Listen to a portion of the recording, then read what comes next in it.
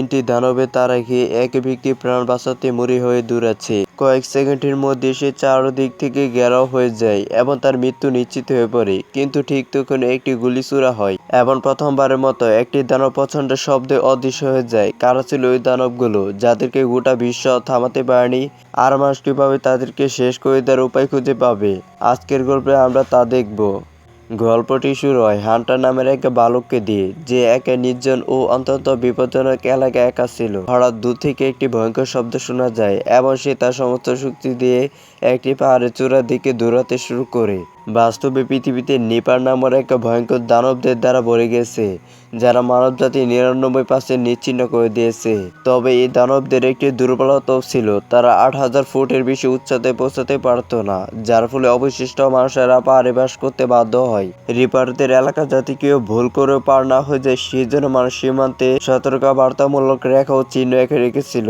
আজ হান্টার মৃত্যুর খুব কাছাকাছি চলে এসেছিল, কিন্তু দুর্ঘটনাক্রমে সে সুরক্ষা রেখার ২৬০ ফুট নিচে পড়ে যায়। রিপারদের গতি দেখে মনে হচ্ছিল হান্টারের বেঁচে থাকা অসম্ভব, কিন্তু শেষ মুহূর্তে হান্টার সুরক্ষা রেখা পার হয়ে মারাত্মক বিপদ থেকে রক্ষা পায়।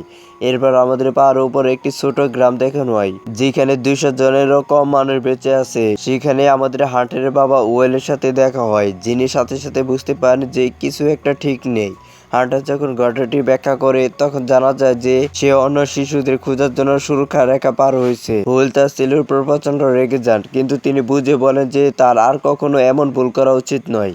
তিনি জানতেন যে এই পৃথিবীতে সামান্য অসাবধানতার কারণে তার প্রাণহানি হতে পারে। কিছুদিন পর হোয়েল তার বন্ধু কেটির সাথে নিরাপদ অঞ্চলে শিকারে যায় এবং কেটি একটি হরিণ শিকার করতে সক্ষম হয়। এই কঠিন সময়ে গ্রামবাসীদের খাবার জোগাড় করার উপায় খুবই কম ছিল, তাই তারা তাদের সম্প্রদায়ের জন্য খাবারের যোগান দিতে জঙ্গলে শিকার করত।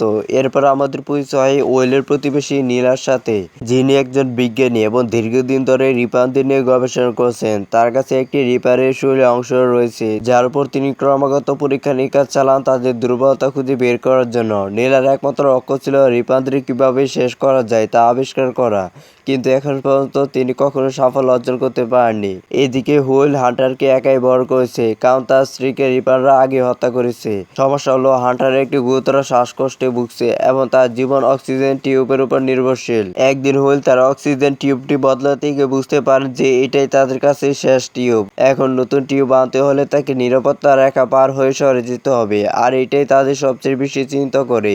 পরদিন সে হান্টারকে চাষাবাদ ও শিকার প্রাথমিক বিষয়গুলো শেখাতে শুরু করে, যাতে প্রয়োজনে সে নিজের ব্যবস্থা নিজে করতে পারে।